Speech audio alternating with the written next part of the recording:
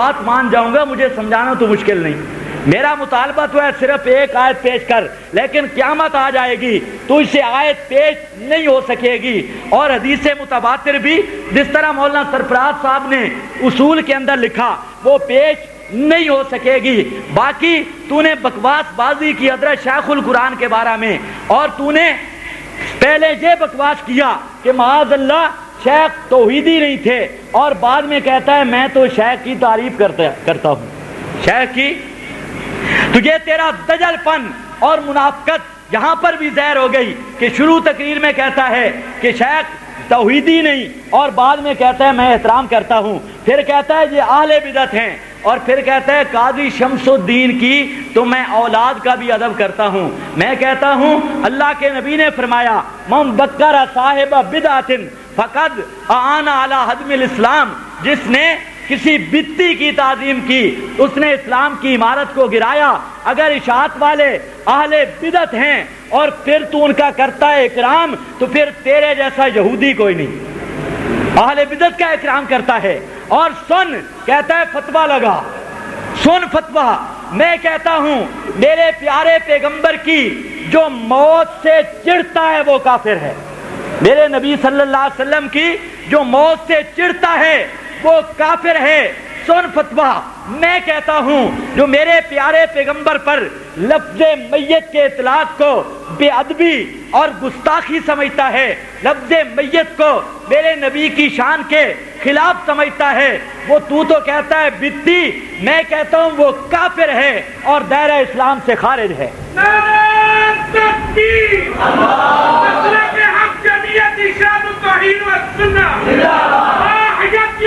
تمہاری موت آئی، اب تمہاری موت آئی،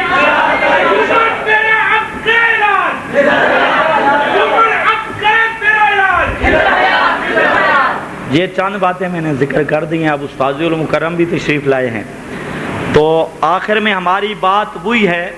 جو جماعت کے امیر حضرت مولانا نصر اللہ راشد صاحب نے کر دی ہے۔ لیکن یاد رکھو یہ زہر کا پیالہ نہیں،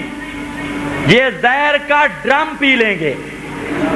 اور پہلے انہوں نے خود چیلنج کیا تھا، وہ چیلنج بھی ادھار ہے جس طرح حضرت فرما رہے تھے، وہ کہتے ہیں 3 آدمی چنو۔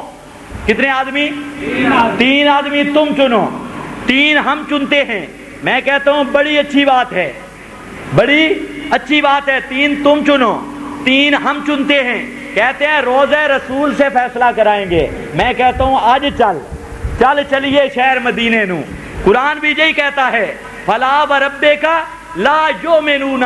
حتی یحکموک، میرے پیغمبر حیات دنیاوی کے ساتھ زندہ ہوں، پھر گھمن کو فیصل ماننے والا یا محمدی کو فیصل ماننے والا یا کسی باحیاتی مولوی کو فیصل ماننے والا وہ واجب القتل ہوتا ہے۔ تیرا دعویٰ یہ ہے پیارے پیغمبر صلی اللہ علیہ وسلم اب بھی مدینہ مبارکہ میں کما کان فی الدنیا حیات دنیا بھی حقیقی حصی کے ساتھ زندہ ہیں، پھر قرآن کا فیصلہ بھی یہی ہے اور عطاء الرحمان کا فیصلہ بھی یہی ہے۔ اس نے بھی کہا ہے کہ چلیے مدینے، آج چل میرے محبوب کے دربار سے فیصلہ کروا لیتے ہیں۔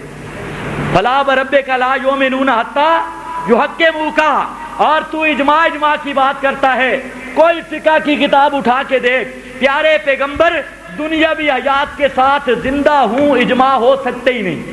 اجماع ہو سکتے ہی نہیں۔ اور ایک دفعہ پھر میں بتانا چاہتا ہوں، اے ذریت اکاڑوی، اگر تم میں غیرت کا کوئی حصہ موجود ہو تو تمام ذریت اکاڑوی کو غیرت دلاتے ہوئے اور برملا میں چیلنج کرنا چاہتا ہوں کہ اس گھمن کو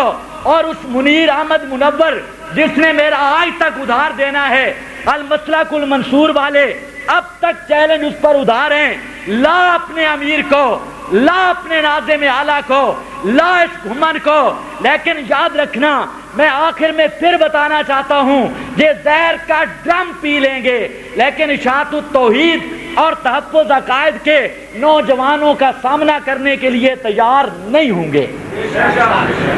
اور مولانا نے بار بار کہہ دیا میں نے بھی بار بار کہہ دیا اگر ہمت ہے، لیکن ہم جانتے ہیں ان تلوں میں تیل نہیں، آسمان زمین بدل جائے گا، اول تو گھمن آئے گا نہیں، اگر آئے گا بھی صحیح تو قیامت تک اپنا عقیدے کی تنقید کر سکتا نہیں، اور اگر تنقید بھی بالفرض کر دی تو اپنے عقیدہ پر اصول صدری کے مطابق ایک دلیل پیش کر سکنے کی بھی ہمت نہیں کر سکے گا۔ اور آخر پہ پھر میں اپنی تقریر کو اسی چیلنج پہ ختم کرتا ہوں، اسی چیلنج سے شروع کی، اسی چیلنج، باقی آپ نے شرطیں لگاؤ، امیر صاحب لے آؤ،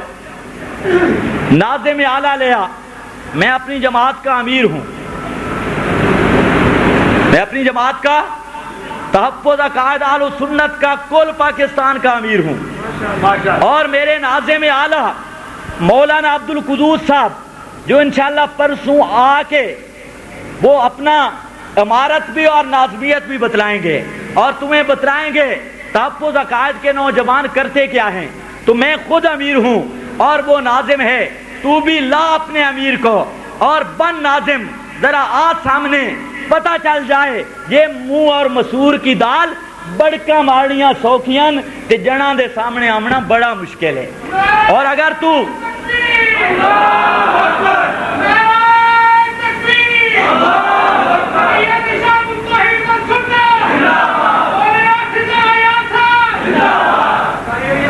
تو اب اس نے تو چونکہ ہماری کسی دلیل کا جواب دیا نہیں، اور اس نے جو اوٹ پٹانگ باتیں کی، اعادہ روح کی بات کی، وہ میں نے بتا دی،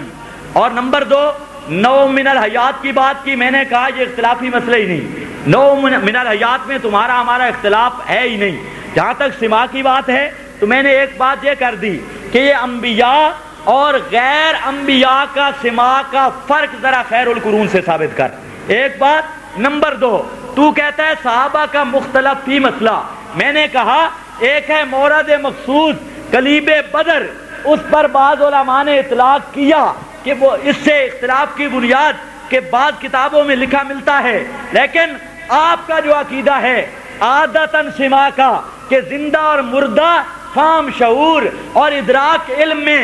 برابر ہیں، اور ہر مردہ ہر وقت ہر آدمی کی ہر بات سنتا ہے، اگر تیرا یہ دعویٰ ہے یہ صحابہ کا اختلافی مسئلہ ہے تو پھر میں تجھے چیلنج کرتا ہوں صرف ایک صحابی کا ایسا عقیدہ پیش کر، لیکن قیامت آ جائے گی یہ عقیدہ پیش نہیں کر سکے گا۔ تو آپ کی آدھی تقریر فراڈ پر مشتمل، آدھی دجل پر، آدھی کذب پر، اور باقی جو گالیاں تو نے دی تو میں تمام گالیاں اس آدمی کے لیے اصال عذاب کرتا ہوں جس نے تیری گالیوں سے تربیت کی ہے۔ وما علینا الا البلاغ۔